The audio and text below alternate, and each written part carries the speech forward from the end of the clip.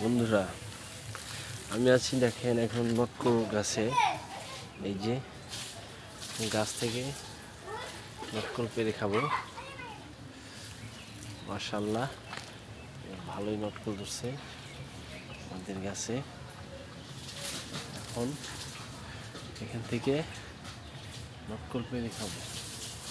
দেখেন, দেখি কেমন হয়েছে নটকল। কি এই উপরে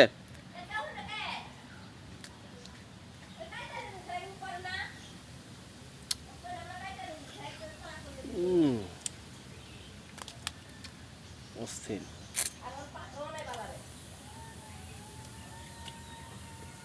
ওই পাকছেই তো